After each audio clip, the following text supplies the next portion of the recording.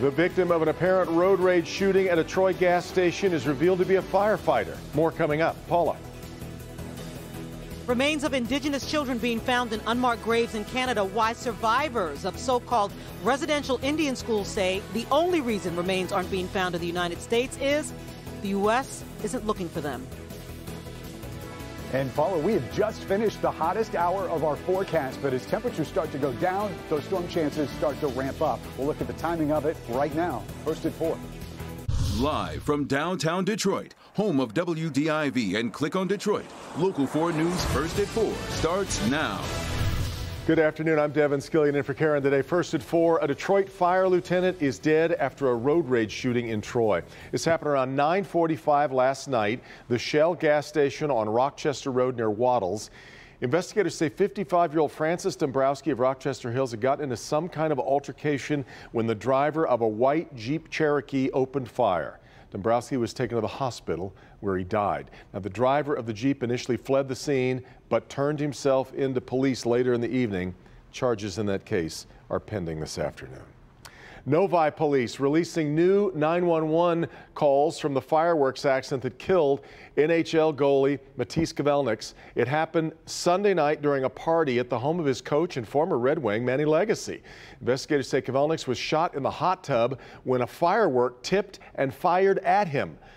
The 3 brief calls released today reveal KIVLENIEKS was conscious moments after he was hit. Here's a listening to just a part of it. Hey, we have someone who's hit by a firework. Can you come here immediately? Okay, ma'am, we're already aware of it. Is he awake and talking to you? He's breathing. We have a nurse here. He's breathing, but he's doing not very good. I'm in the ICU. Ma'am, okay, they're on the way. Just stay there. Okay. KIVLENIEKS was taken to Ascension Providence Hospital in Novi, where he died. There were several calls, as I mentioned, to 911. You will have more of them coming up here on Local 4 News at 5. Let's move to Warren. Police confirm the man killed in a condo explosion was a parolee and suffering from depression. 58-year-old Matthew Prisink was released from prison back on July 1st. He died Sunday night at the blast on Villa Point Drive near Shaner and I-696. Investigators say Prisink was served time for aggravated stalking and fleeing police. Meanwhile, an investigation into what caused that explosion continues. Starting this week, the state will only update new coronavirus cases and deaths on Tuesdays and Fridays. It has, of course, been a daily update for months. The state reporting 438 new cases and 21 deaths, but that is a 4-day total running from Saturday until today. On the vaccine front, the state's vaccine rate sticking right now at 61.9%, still short of 62. The University of Michigan says 55% of students have been vaccinated. This upcoming fall, about 93% of undergraduate classes are going to be offered in person. In Israel, interesting new data suggesting the Pfizer vaccine may be less effective at preventing the spread of the Delta COVID variant that we've been talking so much about. And coming up at 6 o'clock tonight, our Dr. Frank McGeorge will break down what this Israeli data means and why it is so concerning right now. All right, let's get back to our look at the forecast. Hot weather starting to clear, but now storm worries, right, Ben? Yeah, we were feeling like 100 degrees in the last hour, Devin, and those storms have now dropped that heat index almost 10 degrees down to 91 there at Metro Airport, but still sweating it out here in the city. You can see very few downpours, but we've tried tracking these things. They're just not holding together long enough to really make a reliable track. They're just kind of migrating to the east at about 25 miles per hour. There's that cell you saw blow up there around Romulus as it exits here to the east. Again, these aren't going to last very long, but they're going to put down some rain where they are. We're not anticipating anything severe tonight, but that could change tomorrow. Temperatures still in the 80s, and boy, that humidity's not going anywhere, even though the temperatures are decreasing. We'll talk about stronger storms for tomorrow, and of course, take a look at Tropical Storm Elsa as it heads towards Florida in a few minutes. Devin? All right, Ben. Search and rescue crews are back to working at full capacity at the site of that deadly building collapse in Florida. Work was suspended over the weekend so that the remainder of the building could be demolished. Kimberly Gill in the newsroom with today's updates from Surfside, where now weather's coming into play, KG. Yeah, it is, Devin. Good afternoon to you. While Surfside is not in the direct path of Tropical Storm Elsa, the wind and rain from the storm is making it difficult to move heavy equipment such as cranes. And as we approach 2 weeks since the collapse, collapse, hope is also fading of finding anyone alive. The fire chief today said they're simply not discovering any positive signs like voids in the rubble or livable spaces for survivors. Today we learned 4 more victims have been recovered. The death toll now stands at 32. 26 of those victims have been identified.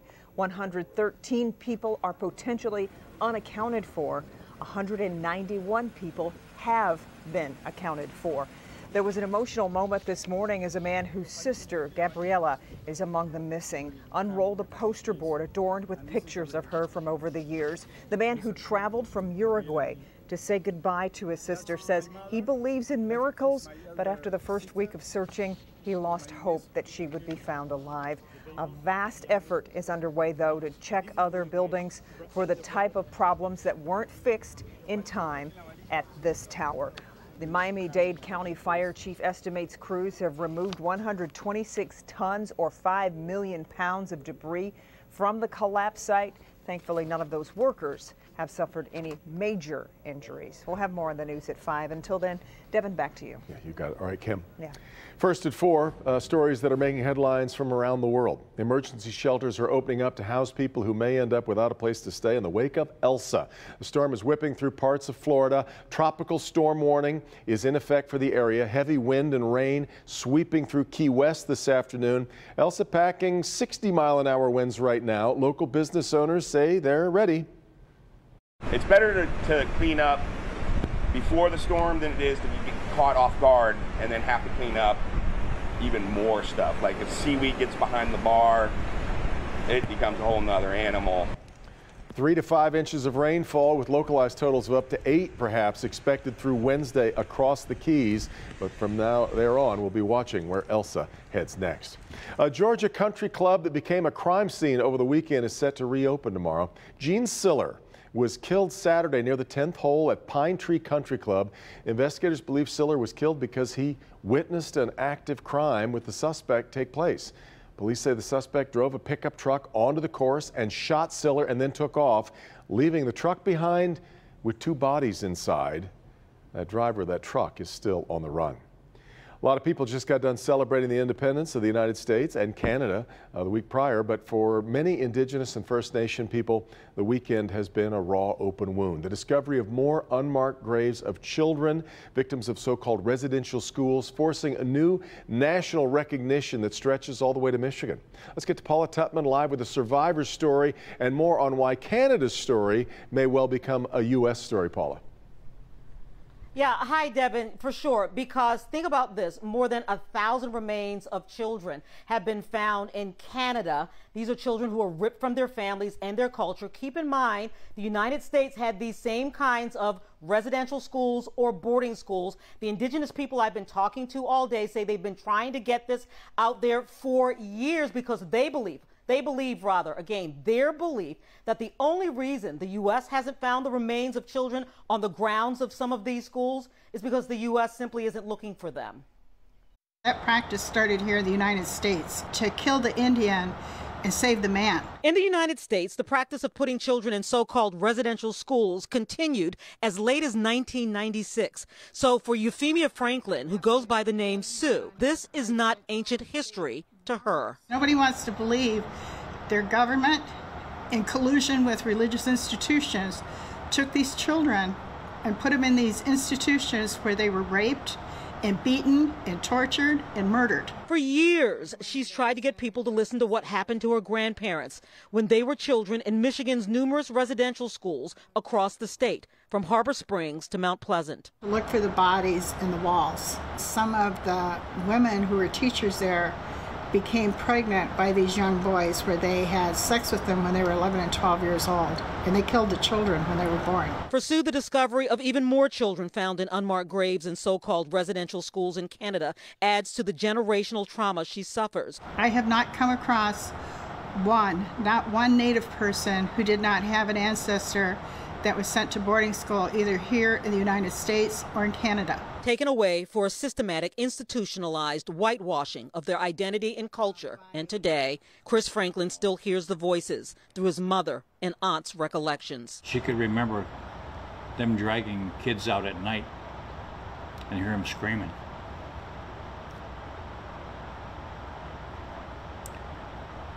And she said,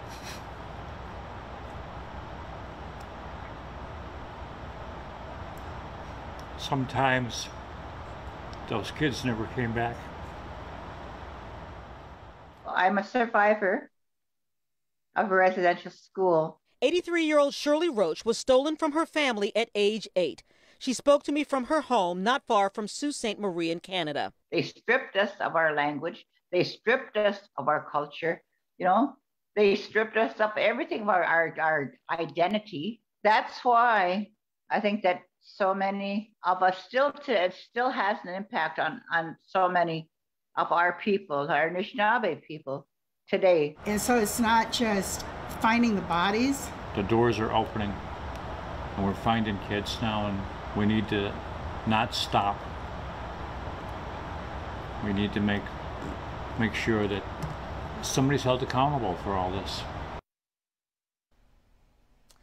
So there was a prayer vigil in Harbor Springs this weekend, but what's being called for by First Nations on both sides, by the way, both sides of the border, the lake, the river, and the bridges, is that there be an accounting. First of all, that there be an acknowledgement that this happened because children were exchanged across the border, but also a real search for remains on both sides of the border, and also a real search for accountability by both nations.